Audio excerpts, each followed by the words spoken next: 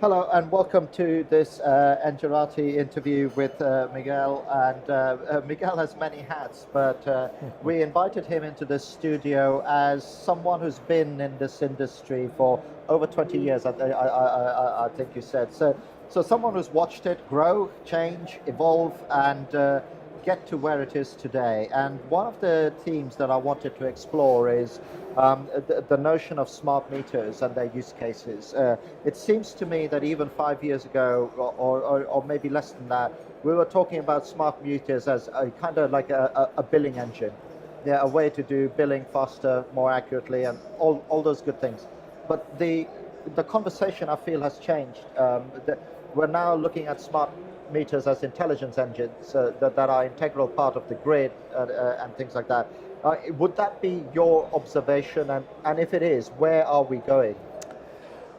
Well, first of all, thank you for inviting me and giving me this opportunity. But you are quite correct on the introduction. It's clear that the smart metering was starting with a clear purpose of just measuring the electricity and providing a good operational way of doing the billing.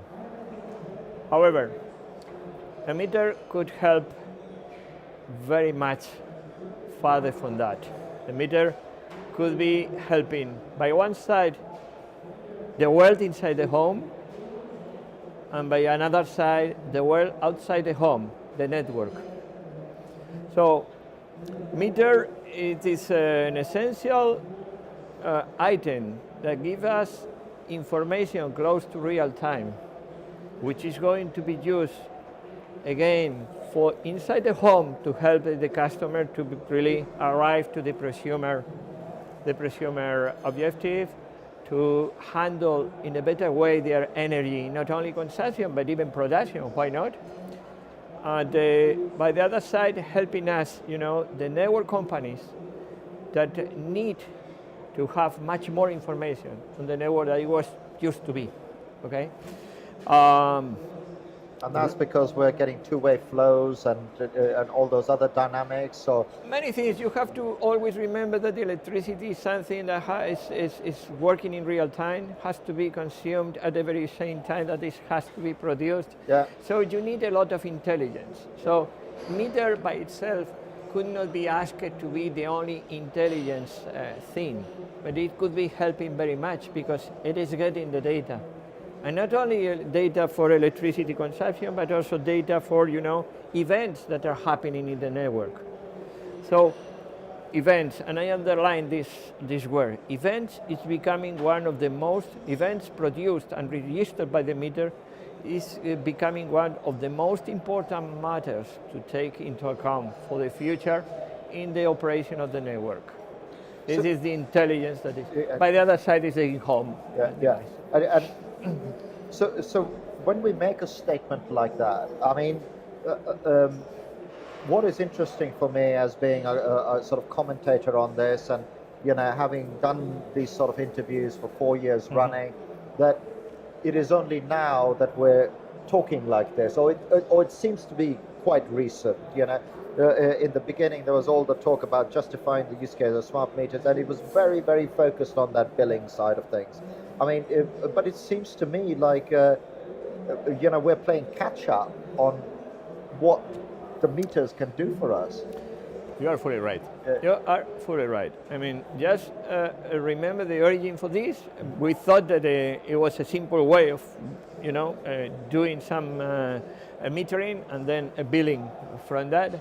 But we have found much more things. Remember that we, network operators, were accustomed to work in a kind of a blind process. We didn't know what was going to happen. Even if we have a shortage in a customer, we have to wait for the customer calling us and telling, I don't have light. Yes. So this has happened. We are so very blind. Reactionary we are very blind, to this part of the network. Obviously, we were introducing some intelligence. Smart metering is giving us the opportunity of modifying absolutely the way of our operations. But again, it will be the clear door for introducing a new way of using electricity for the consumer, which is absolutely needed in this world. And so if we stay with this new ecosystem now, so let's imagine for 1 second we are saying, right, okay, we want not the smart grid, we want the intelligent grid. Yes. You know, we want I like all that information. I like that. So what we're now, the question now is, you know, an intelligence layer means you've got a data layer, you've got a communication layer, a data layer, and then an abstraction layer of analyzing that. You know, that top part, there are lots of people who can do that, so that's okay. But what does the comms layer look like? Because you have to start moving closer and closer to real time. You're not polling so that you get an accurate meter reading anymore.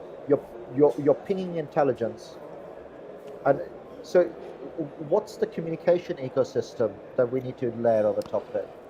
For answering to you, and I understand perfectly the question, and we have to know technologies, we have to know possibilities, but the simple answer is efficiency. That is really the point.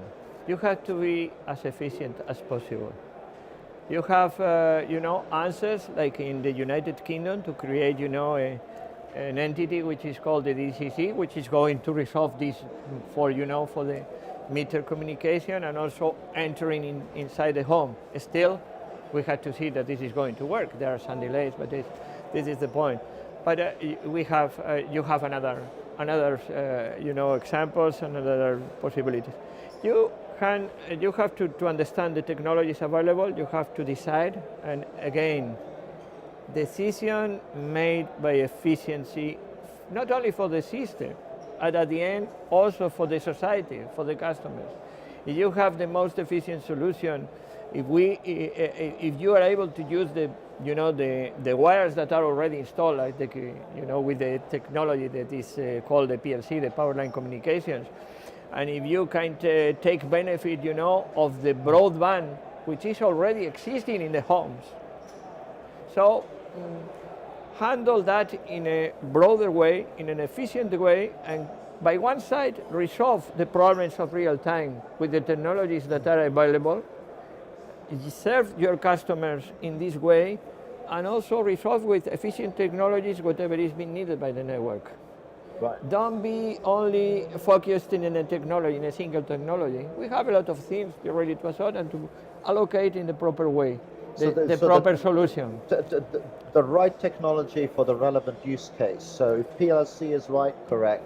If Wi-Fi mesh is right, then deploy that. Why not? You can make them talk. Why not? I can put you an example. The PLC is working perfectly in some countries of Europe without any problem, very close to the real time. It's near real time, really. Near real time, and it is giving us, the functions that we are requesting.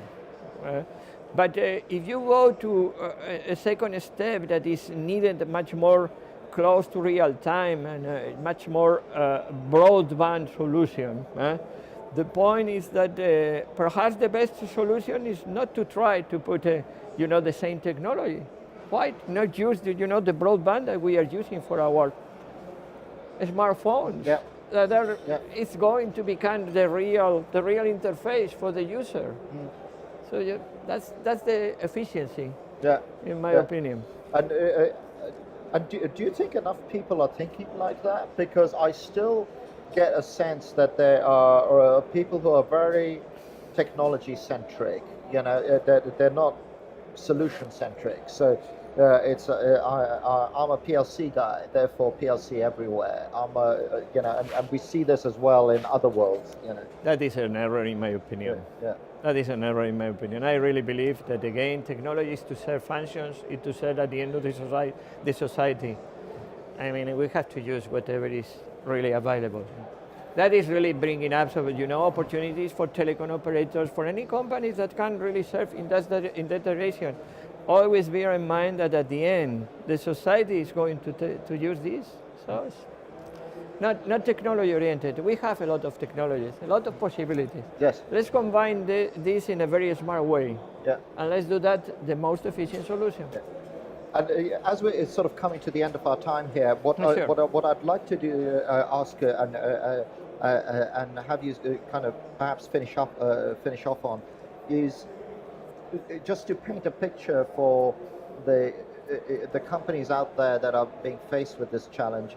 But how quick do you think the step change needs to be made towards this intelligent grid? You know, which can deal with prosumers, deal with distributed generation, and so on. Because it seems to me we fundamentally need that platform to move to the new energy economy.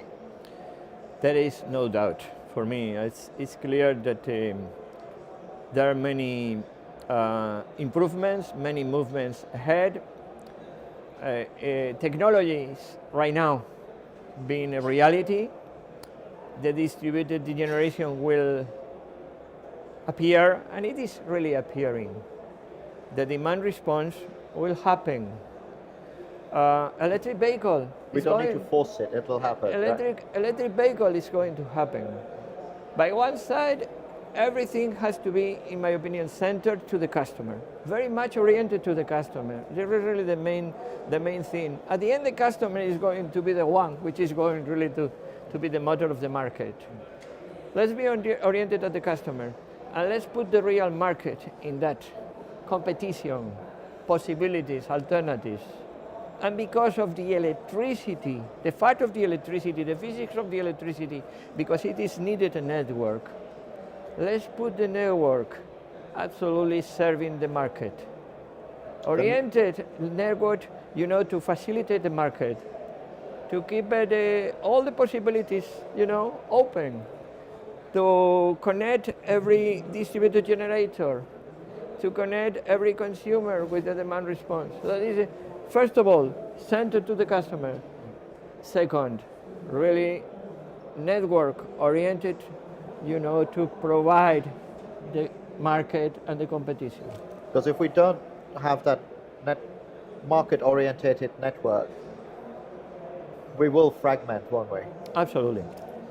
Absolutely. That is a clear conclusion. On that note, we must leave it. Thank you very much for joining us. Unfortunately, we have no more time. I feel like if I were to ask another question, and we could, that is probably the domain of another interview. Thank you very much for watching this interview on Engerati.com. Many more on the website, obviously, and articles and webinars, but thanks again for watching this. Thank you.